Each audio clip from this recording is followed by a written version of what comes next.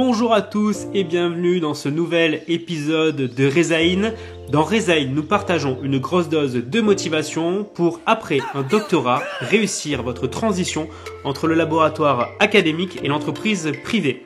Nous sommes 3 docteurs en biologie, travaillant actuellement en entreprise et fondateurs de l'association Resalience PhD. À travers Resalience et ce podcast Rezaïn, nous partageons notre expérience afin que vous puissiez trouver avec succès votre prochain poste. Rezaïn, c'est parti.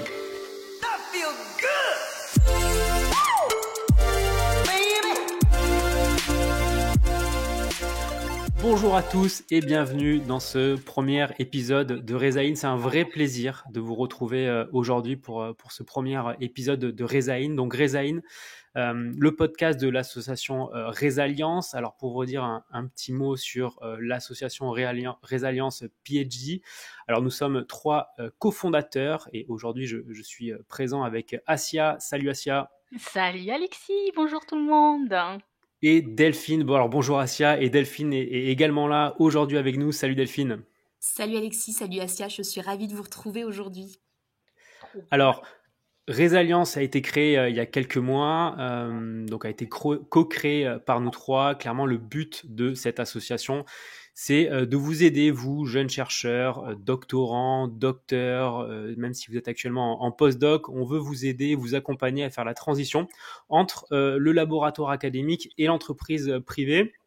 On discute régulièrement avec de nombreux jeunes chercheurs et on s'est rendu compte que cette étape était une étape pas simple et assez démotivante. Et donc, on a créé Rezaïn, ce podcast, pour justement vous donner une grosse dose de motivation et que vous restiez motivés pour cette transition entre le public et le privé. Alors, on va commencer ce podcast aujourd'hui en se présentant, chacun de nous, pour ceux qui ne nous connaîtraient pas. Et je vous propose de commencer par Assia.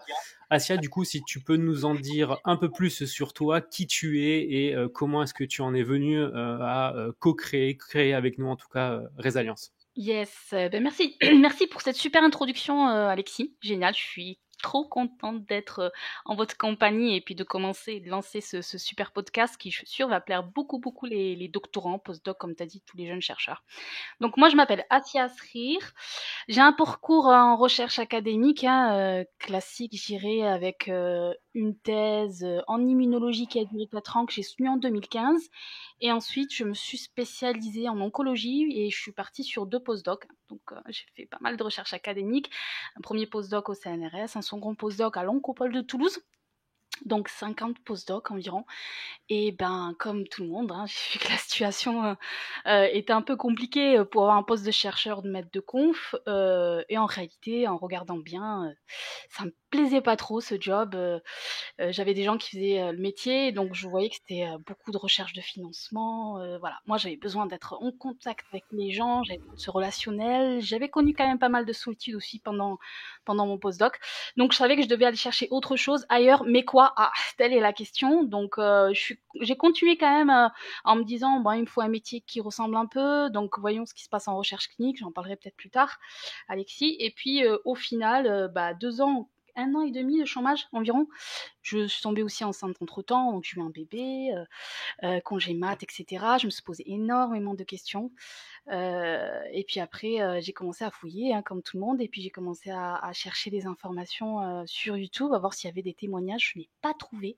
Je suis allée sur LinkedIn, j'ai pas mal discuté avec des gens. J'ai rencontré la merveilleuse Delphine, donc avec qui j'ai échangé en visio et on s'est regardé toutes les deux les yeux dans les yeux à travers l'écran et on se dit il fallait qu'on fasse quelque chose, il fallait qu'on fasse des témoignages et c'est là qu'on a arrivé à créer la chaîne YouTube. Puis après tu nous as rejoint Alexis sur plein d'autres projets. On est très content d'être ce trio d'enfer et vraiment d'être force de proposition pour aider les doctorants PhD. Mais bon, je parlerai de plein d'autres sujets après, mais voilà, très heureuse d'avoir fondé l'association avec vous deux et je suis sûre qu'on va faire encore plein de choses merveilleuses choses ensemble. Je laisse la parole à Delphine.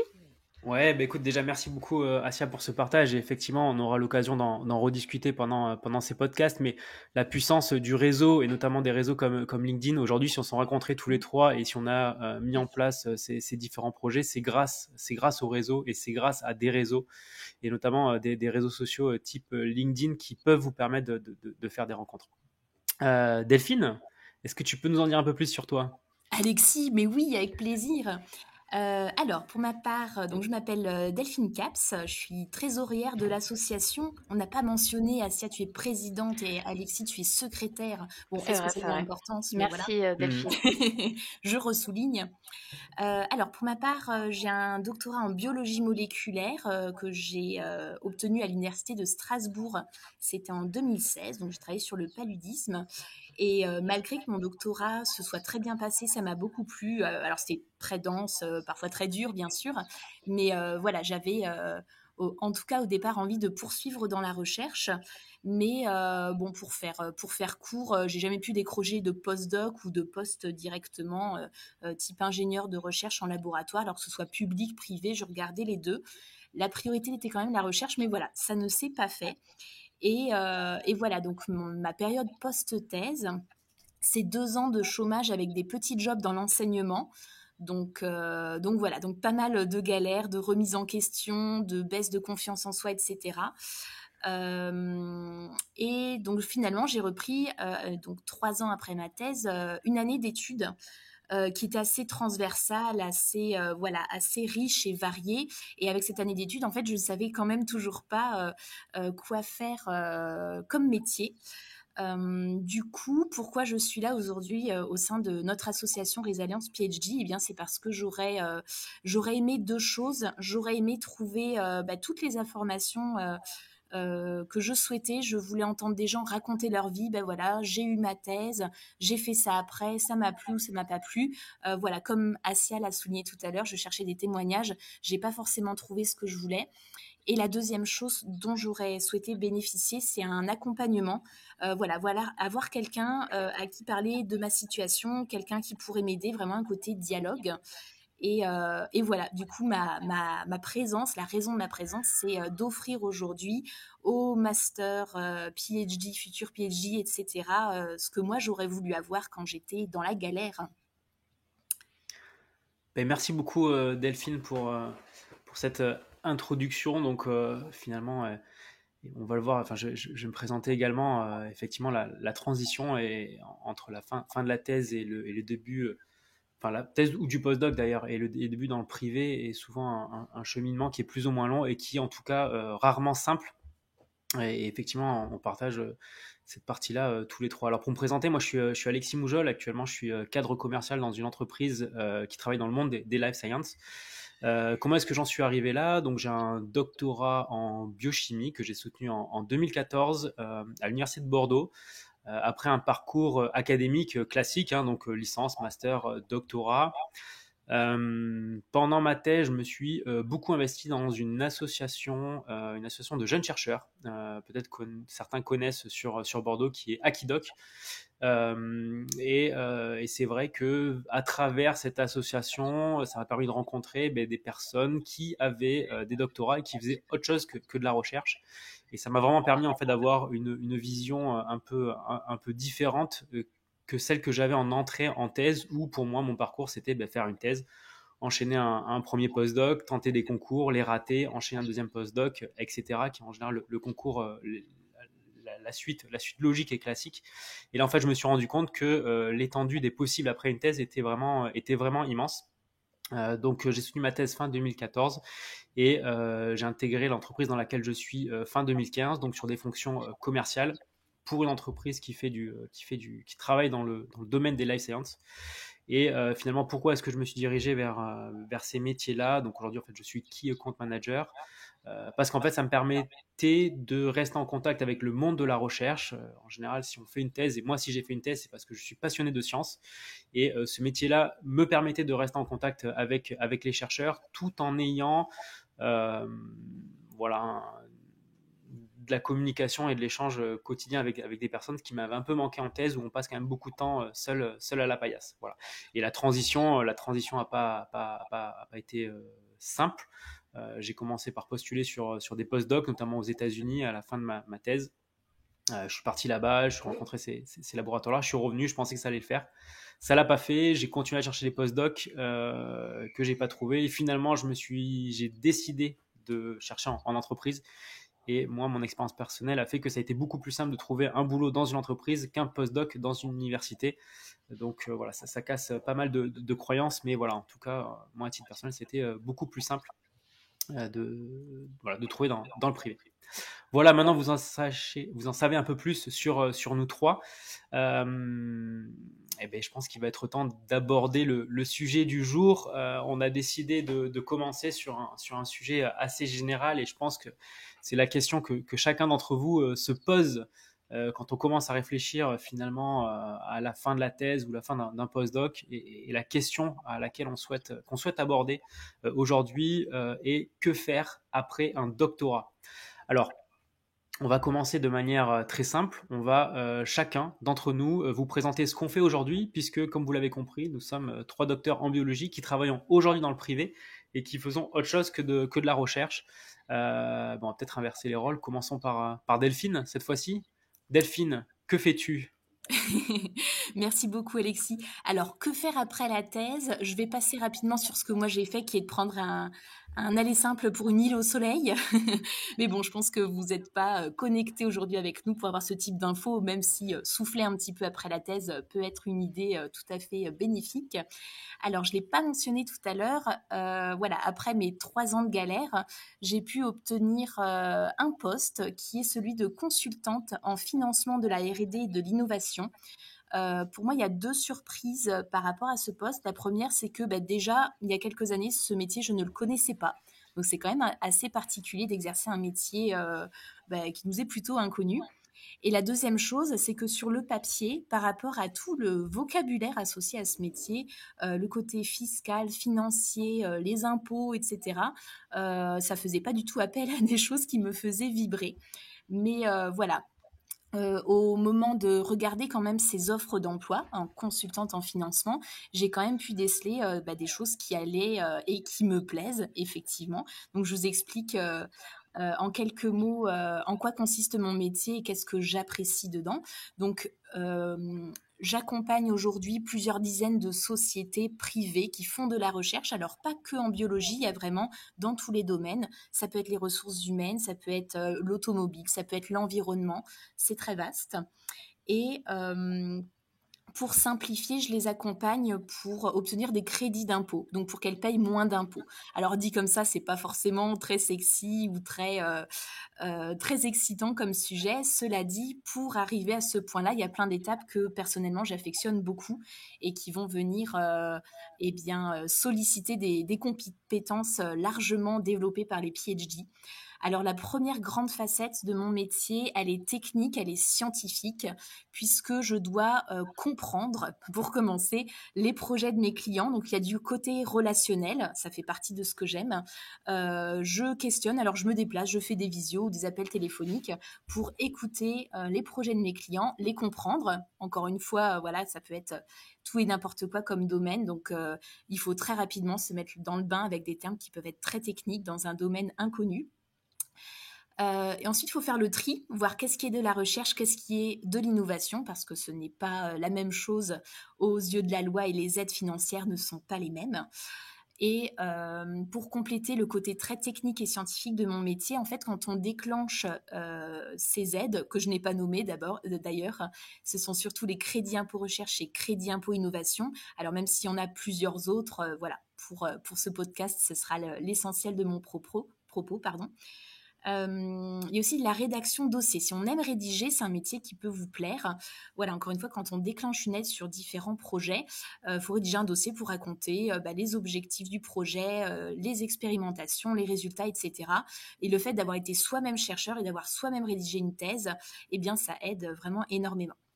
La deuxième grande facette de mon métier, c'est le côté plus inconnu quand on sort d'une thèse classique. Ça va être le côté financier, fiscal, tout ce qui est texte de loi, puisque je dois faire les calculs de ces crédits d'impôt. Donc là, on met un petit peu de côté et encore le côté scientifique. Et ça a été une bonne surprise pour moi. Alors déjà, on est parfaitement formé au démarrage du poste. Et en fait, c'est pas aussi froid et inintéressant que ce que j'aurais pu penser. Il y a des façons enfin, la façon de faire ces calculs pour quantifier les aides pour chacun de mes clients. Il y a des choses qui ont du sens. Il y a des choses qui sont faites pour encourager certains comportements de collaboratifs, par exemple, de la recherche. Donc finalement, c'est plutôt plaisant de découvrir tout ça et de le mettre en place pour les clients. Donc il y a un côté très dynamique. Alors chaque année, à différents rythmes, j'ai des nouveaux clients à rencontrer, etc. Ou même des clients historiques qui mènent de nouveaux projets. Alors malheureusement, il y a aussi des projets qui se terminent ou des sociétés qui ferment la porte malheureusement. Mais voilà, c'est dynamique, c'est varié. Il y a du relationnel, il y a du très technique. Il y a du plus exécutif, si je peux dire, avec le côté calcul d'aide financière. Donc voilà en gros ce que je fais et pourquoi j'aime mon métier. Très bien, merci Delphine. Peut-être une question. Comment est-ce que tu en es arrivé finalement à chercher ce type de poste? Qu'est-ce qui a fait dans ton cursus, dans ton parcours, qu'à un moment tu te dis, bah tiens, déjà ce métier existe et il pourrait m'intéresser. Et surtout qu'en fait, comment est-ce que tu as trouvé que ce métier existait? Ouais, alors ta question, elle est posée de façon intéressante. Tu me demandes pourquoi j'ai cherché ce métier. En fait, je ne l'ai pas cherché, je l'ai trouvé. Alors, tout simplement, donc sur les sites, je pense que c'était une annonce sur, oui, j'en suis sûre, sur le site de la PEC, tout simplement. Vous avez peut-être ce comportement, vous cherchez un emploi dans la R&D sans avoir vraiment de mots-clés ou d'idées de métier. On tape recherche, on tape innovation, on tape scientifique dans les moteurs de recherche et on voit ce qui sort. Et je voyais tout le temps, parce que ça recrute pas mal. Il y a beaucoup de cabinets qui accompagnent sur ces sujets-là. Et à force de voir ce consultant en financement, malgré que le mot financement m'interpellait pas spécialement, j'ai fini par ouvrir une de ces offres et à les lire et vraiment à me plonger. Donc ça, si je peux faire passer un conseil, ce serait n'ayez pas d'a priori sur du vocabulaire que vous n'aimez pas ou que vous comprenez pas. Soyez curieux, allez jusqu'au bout des choses et d'être sûr que vous n'écartez pas une piste qui pourrait être intéressante parce que c'est ce que j'ai fait sans m'en rendre compte pendant un moment finalement. Donc voilà, admettons, je tape recherche ou innovation, je tombe sur ces annonces de consultants en financement, j'ouvre les offres et je les lis. Voilà, conseil qui peut paraître vraiment très bête, mais que moi-même, je n'ai pas suivi à l'époque. Et voilà, quand j'ai vu que on demandait des personnes voilà, qui aiment discuter, qui aiment rencontrer, qui sont curieuses, qui sont curieuses voilà, de plein de projets différents. Après, le côté calcul, encore une fois, m'était inconnu. Mais voilà, j'ai pu identifier, donc voilà, juste sur les offres d'emploi trouvées par hasard, que ça pouvait être intéressant.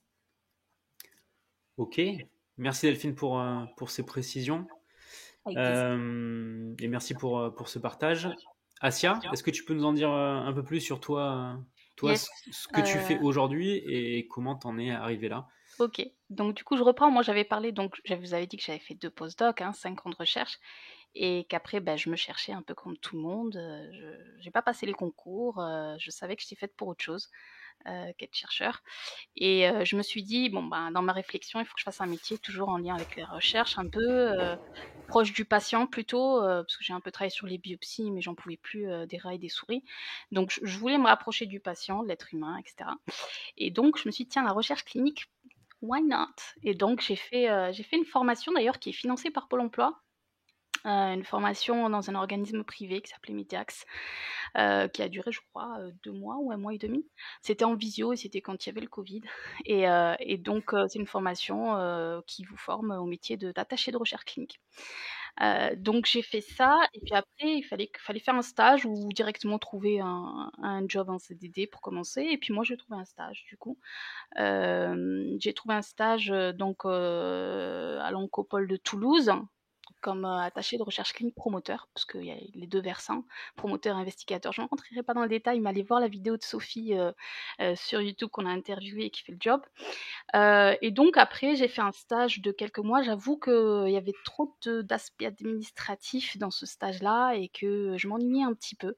Et je me suis dit non, moi j'ai besoin de rencontrer les gens, j'ai besoin d'être dans ce relationnel, etc. Voilà, je me cherchais encore.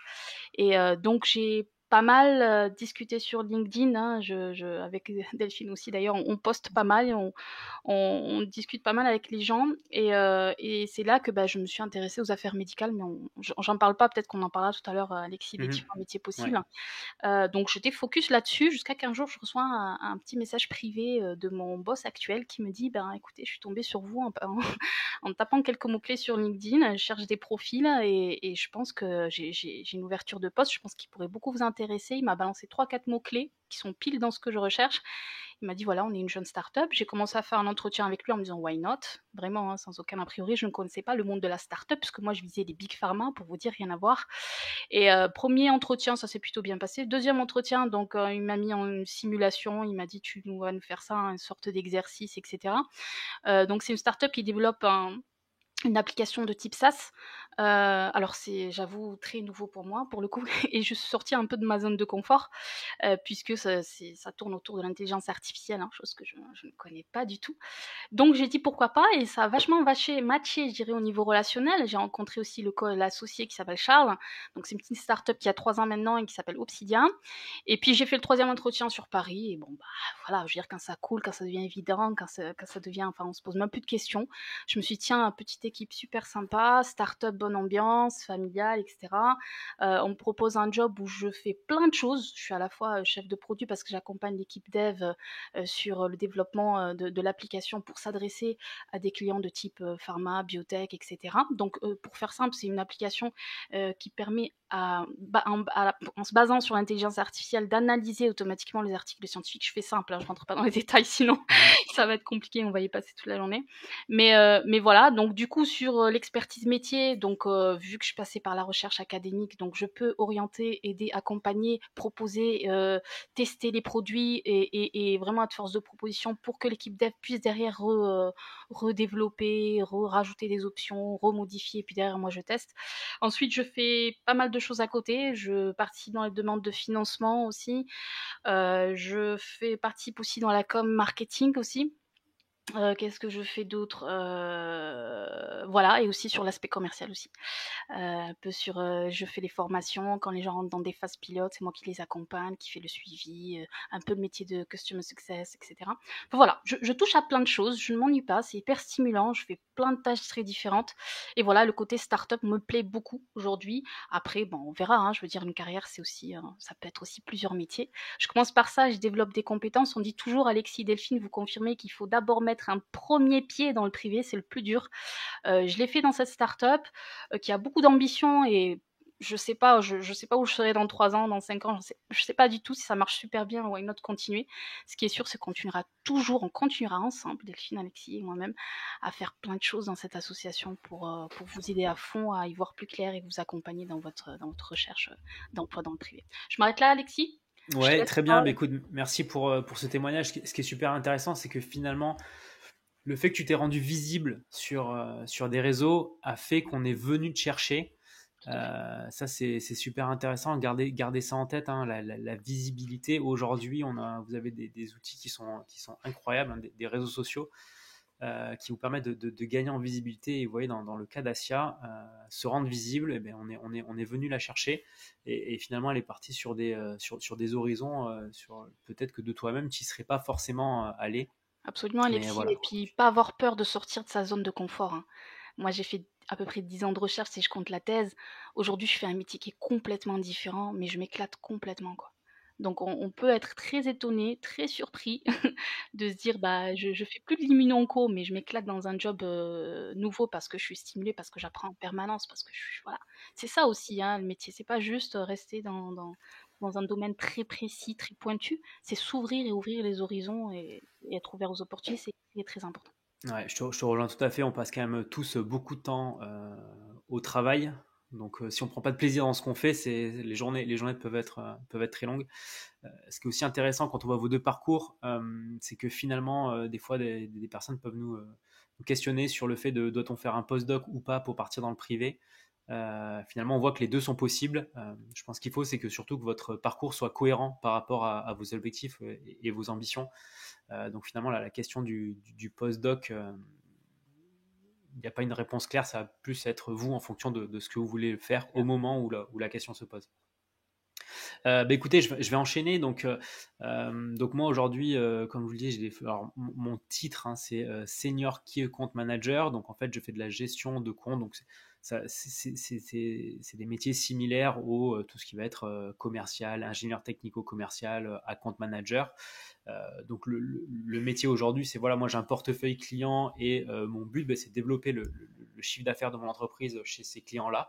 Donc au quotidien, mon quotidien, c'est discuter avec des chercheurs, des doctorants, des post-doctorants, des directeurs d'équipe, des directeurs de laboratoire, de comprendre leurs problématiques, qu'est-ce qu'ils font. Donc au niveau scientifique, qu'est-ce qu'ils font, quels sont leurs projets, quelles sont leurs ambitions à travers ce projet-là. Et moi, mon but, c'est d'essayer de comprendre comment est-ce que les solutions de mon entreprise peuvent les aider à atteindre leurs objectifs de recherche.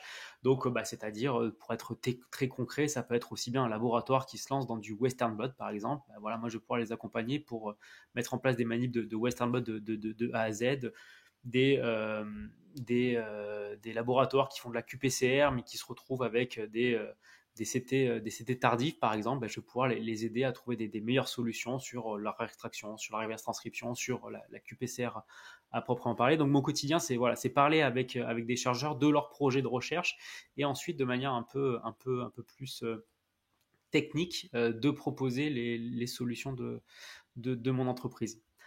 Donc effectivement, aujourd'hui, je fais plus de la recherche à proprement parler. Par contre, voilà, mon quotidien, c'est de discuter avec des chercheurs, avec des laboratoires de leurs projets scientifiques. Donc, comme je disais tout à l'heure un peu en introduction, c'est vrai que moi, quand je me suis posé la question de qu'est-ce que je voulais faire après ma thèse, et notamment dans le privé, je voulais absolument rester en lien fort avec le monde des sciences de la vie et de la recherche. Et voilà, et le côté seul à la paillasse, quelque chose que je voulais pas retrouver. Donc finalement, le métier commercial, voilà, me permet d'avoir un relationnel fort avec mes clients et des clients qui font des sciences de la vie. Donc finalement, c'est le meilleur des deux mondes.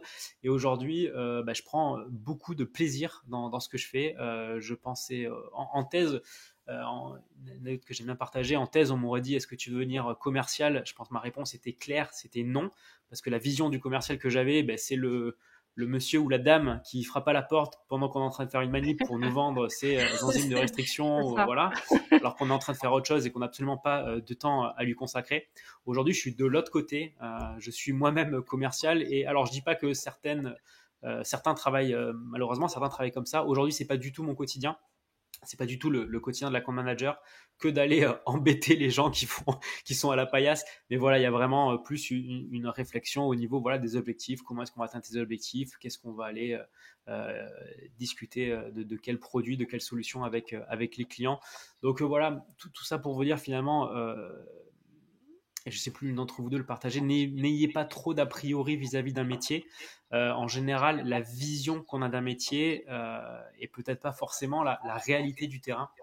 Donc moi, si j'ai un conseil à vous donner, c'est effectivement sur les métiers, essayez d'enlever vos a priori et renseignez-vous en utilisant Internet dans un premier temps, et également allez échanger avec des personnes qui font ces métiers-là. Delphine, tu voulais dire quelque chose? Oui, effectivement, je voulais amener les personnes qui nous écoutent, si elles sont dans ce questionnement, bien évidemment, de se poser la question, est-ce qu'on a envie d'être soi-même sur un projet dans une société, de mener le projet interne de la société? Ce serait plutôt ce que fait Asia, par exemple. Ou alors, est-ce qu'on est plutôt au service, en support, en complément, enfin, on gravite quelque part autour des sociétés qui, elles, font de la recherche? Et ça, c'est plutôt du coup les métiers de Alexis et moi-même. Si je peux donner mon petit ressenti par rapport à ça, par rapport à ma grande curiosité, en fait, je suis super contente, avec le prétexte du financement, d'entendre parler de recherche sur les pièges anti-moustiques, sur comment faire passer plein de vidéos de candidats en recrutement, voilà, en processus d'embauche, ou quoi d'autre, ou voilà, étudier les parcs éoliens, leur impact sur les oiseaux. Enfin, encore une fois, il y a de tout. Et pour moi, en fait, ça a été vraiment très révélateur de comprendre que ce qui me faisait vibrer, c'était pas forcément d'être. Alors même si ça peut être très très excitant et stimulant, comme a l'air de le vivre Asia, d'être sur un projet, voilà, interne, on fait avancer un projet versus on assiste les autres pour quelque chose. Et voilà, encore une fois, le financement n'est pas ce pourquoi je me lève le matin forcément, mais c'est vraiment découvrir, comprendre tous les projets et puis soutenir financièrement ces sociétés puisque le but est de les inciter à poursuivre la recherche qu'ils font. Voilà ce que je voulais ajouter. Ben voilà, ben déjà ça vous fait 3 exemples de débouchés et de possibilités après la, alors je vais dire la thèse, mais voilà, c'est après la thèse ou même des pistes que vous pouvez étudier en étant en doctorat ou même si vous êtes actuellement en postdoc. Je ne sais pas, est-ce que l'une d'entre vous aurait d'autres exemples qui lui passeraient en tête de Yes, possibilités? moi en plus de la recherche clinique, j'en ai un petit peu parlé, hein, chef de projet clinique ou attaché de recherche clinique, c'est des métiers qui plaisent beaucoup parce qu'on reste sur l'aspect, je pense que c'est beaucoup les gens qui ont fait un peu pas mal de souris, de modèles murins, qui ont envie de se rapprocher du patient, vont vers ces types de métiers qui sont la recherche clinique où il faut passer par une formation généralement. Mais après, on peut assez vite évoluer hein, de métier d'attaché de recherche clinique à chef de projet. Mais après, il y a tous les métiers des affaires médicales qui plaisent beaucoup, beaucoup. Et alors, c'est des métiers souvent, on recherche des PhD en life science. On recherche aussi d'autres profils, hein, type pharma ou médecin, mais les life science, depuis quelques années, sont très recherchés. Et puis, en affaires médicales, on est plutôt content de leur performance. Donc, ça va recruter de plus en plus. Et ça recrute de plus en plus dans les affaires médicales. Alors, sur des métiers de MSL, Medical Science Liaison, qui sont des métiers sur terrain, où on rencontre les investigateurs, les médecins, on participe aux essais cliniques, donc il y a ce côté très relationnel, et donc on travaille sur une aire thérapeutique, sur zone géographique, donc voilà, c'est un métier terrain. À côté, l'inverse, je dirais, il y a un Medical Advisor, où là, on est sur le siège, et voilà, on est en support des employés qui sont sur terrain. Voilà, il y a aussi l'aspect pas mal rédaction scientifique, recherche bibliographique, voilà, on reste dans la science médicale pour le coup, autour du médicament et des aires thérapeutiques, et on rencontre des médecins. Voilà, on travaille sur des problématiques de patients, d'effets secondaires, de toxicité. Voilà, c'est super intéressant et passionnant aussi pour les gens qui ont fait, qui ont qui ont des profils life science, qui ont travaillé en patho, qui ont travaillé. Voilà. En l'occurrence, moi, ça m'avait beaucoup plu aussi. Ben voilà, recherche clinique, affaires médicales. Après, il y a tous les métiers de support, information scientifique, médiateur scientifique, rédacteur scientifique. Tu en as peut-être un petit peu parlé aussi, Delphine. Voilà sur quoi je pense moi. Après, je te laisse Alexis compléter. Oui, non, juste une question là par rapport à ce que tu disais là, tout ce qui est MSL, Ouais. affaires médicales, effectivement, beaucoup de jeunes chercheurs ont ces ambitions-là et ce souhait-là. Toi, en termes de recrutement, est-ce que tu penses que c'est des métiers qui sont plutôt en développement est-ce que... Bon, Parce que c'est une question en ouais, fait en général que les jeunes ouais, chercheurs se posent pas finalement quand ils adressent un métier. ouais. Assez régulièrement, ils se posent pas la question de est-ce que ce sont des métiers qui recrutent ou pas en fait. Est-ce que c'est des Alors, secteurs ça qui sont recrute, complètement bouchés? Alexis. Ça recrute, mais c'est très compétitif. Ok. Très, très compétitif. Comme je disais, tu vas être en compétition avec des médecins et des profils pharma et des doubles casquettes pharma PhD. Voilà. Mhm. Ok. Voilà, donc c'est un métier qui plaît énormément. Pourquoi? Parce qu'il y a aussi cet aspect, en plus de du métier en soi que j'ai raconté tout à l'heure, il y a aussi ce confort aussi, hein, très très très bien payé. On commence à 55K hein, généralement, avec voiture, avec carte Visa, tout ce que tu veux. Enfin, voilà, on prend en charge tous tes déplacements. Hein, c'est les big pharma et forcément on s'y attend. Donc tu as quand même ce confort de vie aussi. Tu es sur le terrain aussi. Donc un métier qui est très recherché du coup par les PhD. On recrute des PhD. Moi je dis, moi je connais une Miss par exemple qui a été recrutée il y a un an. C'est la première PhD de son équipe dans cette boîte pharma que je ne citerai pas. Mais elle a donné une tellement bonne impression que derrière ils ont recruté 2 autres PhD quoi.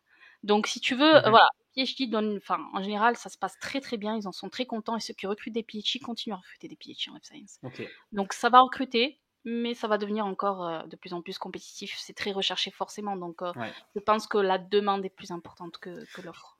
Ouais. Non, mais c'est super intéressant d'avoir cette vision-là. Effectivement, si vous engagez là-dedans, sachez qu'effectivement, d'après ce que dit Asia, c'est des métiers qui recrutent et qui vont recruter. Mais par contre, attention, il va y avoir de la demande, il va y avoir de la compétition en face. Mm. Alors, ça ne veut pas dire qu'il ne faut pas y aller. En tout cas, si vous y allez, il faut en être conscient. Et donc, à vous ensuite de mettre en place des solutions pour arriver à être meilleur que les autres et obtenir le job. Je précise juste, Alexis, il y a 2 vidéos dans notre chaîne YouTube Résilience PhD, une vidéo de Karima, une vidéo de Marie-Vonne pour ces métiers-là, donc n'hésitez pas à les voir. Elles racontent un petit peu leur expérience. Donc oui, tout est possible. Karima est passée par le métier justement d'attachée de recherche clinique avant de faire le métier d'MSL. Donc il y a aussi des passerelles aussi possibles. Et puis Marie-Vonne, elle a commencé par faire de l'enseignement, voilà, rien à voir. Et puis elle a switché directement, elle a trouvé un métier de MSL. Donc tout est possible. Après, il y a des DU, il y a plein de choses pour vous former, vous accompagner. Il y a le mentoring qu'on a lancé aussi, où on peut discuter avec des mentors qui sont dans le métier. Donc, il y a plein voilà, faut s'ouvrir, faut discuter avec les gens déjà pour bien comprendre le métier et qu'est-ce que c'est sur le terrain si ça nous convient. Et puis après, il y a voilà, des formations, il faut aller fouiller, chercher et se préparer, effectivement, à s'attendre à ce qu'il y ait une compétition. Il y a de la compétition partout, hein, je pense que c'est pas ça qui va nous faire peur. Faut y aller quand on veut vraiment, quand on est passionné, quand on a envie, quand on sent qu'il y a un intérêt, quand ça nous plaît vraiment, on peut y arriver. Très bien, super. Merci, Asia. Delphine, Oui, des choses qui te passent par la tête de métiers alors oui, possibles après un tout doctorat? à fait. Plein, plein, plein. Je vais en choisir une pour pas faire un podcast qui dure 5 heures. Alors, ce que j'ai pas mentionné dans mon parcours, je vous disais tout à l'heure, j'avais repris une année d'études après ma thèse. À ce moment-là, ce qui me plaisait beaucoup, c'était le marketing. Vraiment le côté, je vais communiquer entre la société pour laquelle je travaille et aller chercher, identifier des prospects, des clients, savoir comment s'adresser à eux. Pas tant forcément le côté commercial où je veux aller signer des contrats, accompagner mes clients, mais vraiment le côté comment on parle du produit, comment on parle du service, où est-ce qu'on communique, via quel réseau, quels moyens, enfin bref. Et, euh, et d'ailleurs, c'est ce que j'ai fait pendant le stage de cette année d'études. Mais tout ça pour vous dire que je voulais vous parler du métier, alors qui peut prendre différents intitulés, mais en gros, ce serait responsable de marketing stratégique ou chargé de marketing stratégique, par exemple. Eh bien, c'est tout ce côté communication qu'on va mettre en place. Et donc, évidemment, vous pouvez le faire si le côté R&D vous tient à cœur, ce qui serait évidemment possible, ben, c'est de le faire en laboratoire. Voilà, par exemple, les grandes enseignes qui vendent du matériel de laboratoire tel que vous avez pu vous en servir pendant vos expérimentations. Ben, ces produits ne sont pas arrivés sur votre paillasse par hasard. Il y a peut-être un commercial qui est venu présenter des plaquettes, peut-être un diaporama, etc. Mais c'est pas forcément lui qui a créé ces supports. Ça va être se charger de marketing stratégique. Et donc là, le fait d'être PhD, c'est super important parce que ben, on est à même de comprendre tous les produits. Ça peut être des automates à plusieurs dizaines de milliers d'euros ou même largement plus, des consommables, etc. Et voilà, il faut créer les supports pour en parler, organiser peut-être des communications s'il y a des salons, des congrès ou ce genre de choses. Et donc voilà, c'est quelque chose que vous pouvez complètement faire. Il faut avoir cette appétence au niveau relationnel et création de contenu pour ce type de métier. Pour avoir beaucoup plus d'informations bien plus détaillées, je vous en renvoie vers l'interview de Sivan, c'est Résilience 7 sur notre chaîne YouTube. Et Asia, tu voulais ajouter quelque chose?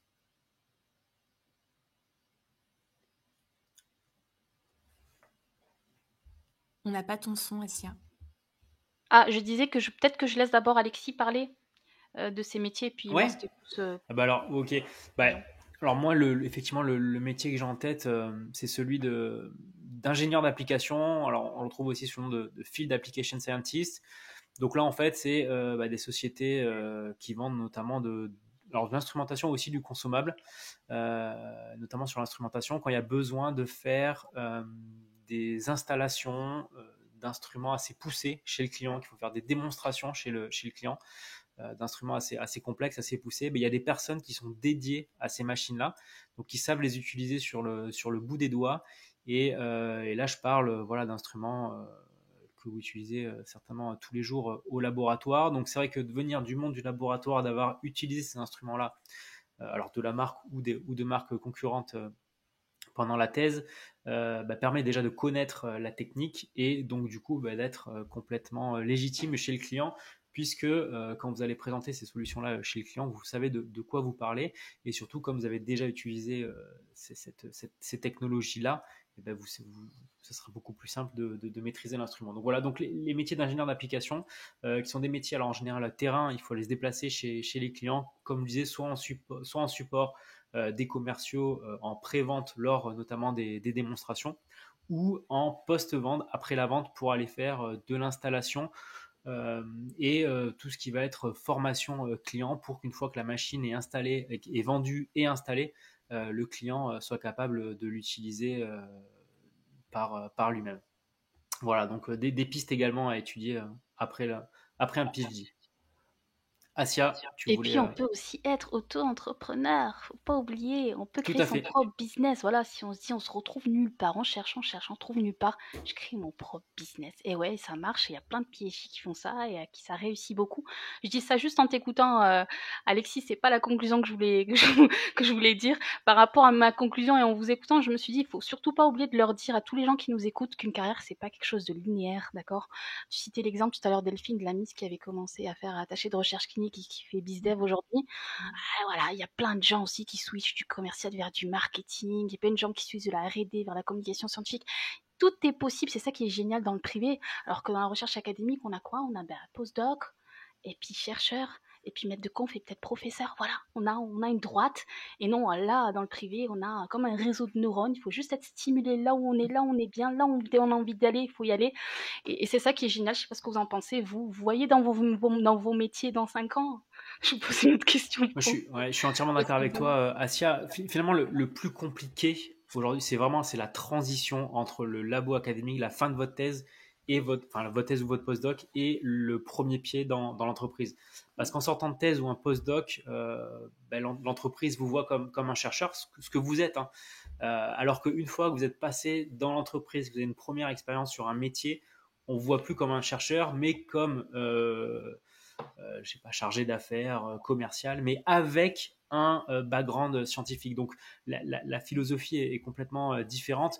Juste pour vous donner un exemple, moi quand j'étais en thèse, il n'y a jamais personne qui m'a contacté sur LinkedIn pour venir me chercher et me donner du travail. Et me proposer en tout cas, ou en tout cas essayer de me démarcher. Aujourd'hui que je suis dans le privé, avec plusieurs années d'expérience, c'est très régulier. Quand je dis régulier, c'est au minimum une fois par mois, voire plusieurs fois par mois, où je suis démarché sur LinkedIn par des sociétés dont mon profil les intéresse. Et je pense que c'est exactement pareil de votre côté. Tout ça pour vous dire qu'une fois la transition est faite, ce sera beaucoup plus simple derrière pour naviguer soit au sein de votre entreprise et évoluer avec votre entreprise sur des métiers similaires ou des métiers différents, ou aller voir ailleurs dans d'autres boîtes.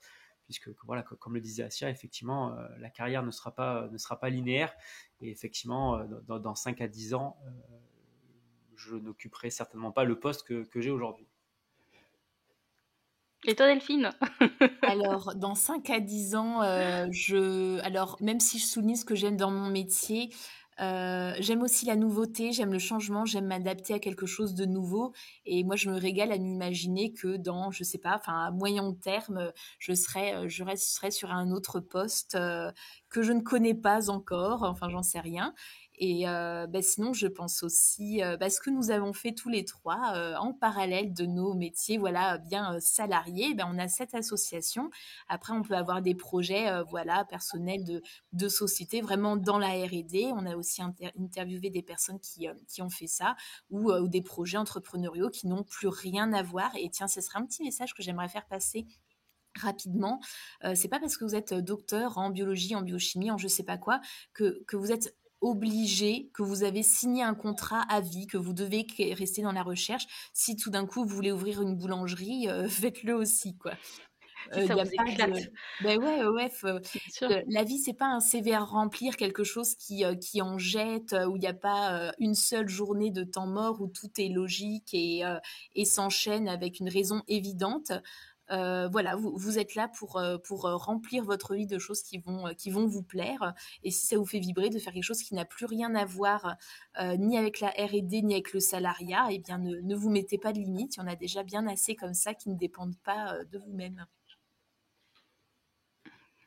Quand je vous Asia, écoute à, tu... quand je ouais. vous écoute à tous les deux, je me freine parce que je vois tellement de bifurcations vers de nouveaux sujets à aborder en podcast. Mais bon, on peut pas tout dire aujourd'hui, sachant qu'on était limité et puis qu'on a débordé. Bon, c'est Voilà. très bien quand même. Ça montre que c'est passionnant en fait, hein, Alexis. Non, mais exactement. Donc en fait, on vous a prévu tout un programme jusqu'à la fin de l'année. On va continuer à enregistrer ces podcasts. On va aborder différents sujets. N'hésitez pas à, alors si vous nous regardez sur YouTube, n'hésitez pas en commentaire à nous mettre, voilà ce que vous avez pensé de ce premier épisode. Si vous avez d'autres pistes, partagez aussi vos idées. Si vous souhaitez nous soutenir, alors si vous êtes sur YouTube, mettez-nous un petit pouce bleu, abonnez-vous à la chaîne, ça nous fera plaisir. Donc la chaîne c'est Résilience PhD sur YouTube. Si vous êtes sur une plateforme de podcast type Apple Podcast, mettez-nous 5 étoiles, ça va nous faire plaisir et ça va aussi nous encourager à continuer à la fois avec Résilience et ce podcast Résaïn. Pour nous suivre, si vous voulez suivre l'actualité de Résilience, alors le meilleur moyen, et notamment pour avoir de l'information sur Résilience et de l'information sur finalement l'après-thèse en général, je vous conseille sur LinkedIn de suivre Asia et Delphine. Alors Asia, est-ce que tu peux nous donner comment est-ce qu'on te retrouve sur LinkedIn, ton nom complet? Asia Asrir PhD, vous me retrouvez sans problème. Vous allez Très voir. bien. Delphine? Alors moi, c'est donc Delphine Caps, c'est Ka2PS. Voilà, n'hésitez pas à m'ajouter, à me suivre, ce sera un plaisir. N'hésitez Voilà. pas à suivre nos posts, hein, à liker, partager, taguer. N'hésitez pas à nous recommander aussi, à venir nous parler en message privé. Vous voyez, on est plutôt sympa, hein. N'est-ce pas, Voilà, Delphine? donc Asia et Delphine communiquent beaucoup sur ces sujets-là, donc voilà, si ces sujets vous intéressent, allez les suivre sur LinkedIn. Comme on vous l'a dit, alors notre chaîne YouTube, Résilience PhD, alors là c'est une ressource assez importante, hein. Je crois qu'il y a quasiment aujourd'hui 24 vidéos d'interviews dans 99% des cas, ce sont des docteurs qui font autre chose que de la recherche. Donc chaque vidéo fait 1 heure, donc quasiment 24 heures de vidéos actuellement à votre disposition de parcours, de profils et d'exemples. Sur LinkedIn, on a également créé un groupe qui s'appelle Résilience PhD où la communauté en fait partage des offres d'emploi à destination des jeunes chercheurs. Et pour nous soutenir, si vous voulez nous aider, le mieux à faire, c'est si cet épisode vous a plu, partagez-le avec vos collègues doctorants, vos collègues post-doctorants, toutes les personnes qui sont actuellement dans cette phase de transition ou qui vont l'être à court ou moyen terme. Partagez notre podcast. Voilà, écoutez, Asia, Delphine, merci beaucoup. On va se retrouver très prochainement pour d'autres sujets. Vous pouvez également nous contacter. On a une adresse email qui est resiliencepghd@gmail.com. Donc n'hésitez pas à nous faire nos retours. Merci, À nous Alexis. faire des retours. Voilà. Merci Asia, merci Delphine. C'est top, merci. Un plaisir d'échanger avec vous. Et suivez-nous, Merci continuez à tous nous les suivre. deux. Vivement la prochaine. À tous. Exactement, à la prochaine, On a à très hâte. bientôt. Alors, Allez, suspense salut. pour le sujet, Alexis, le Non, prochain on le garde en sujet. suspense. Ah là, c'est Il n'y a pas bien. d'annonce, mais Ça marche, pas ça d'annonce, suivez. ça va concerner la thématique. Ah, très bien, toujours. Allez, Allez, salut ciao. à vous deux. Ciao, bonne journée, ciao. Bye. Ciao.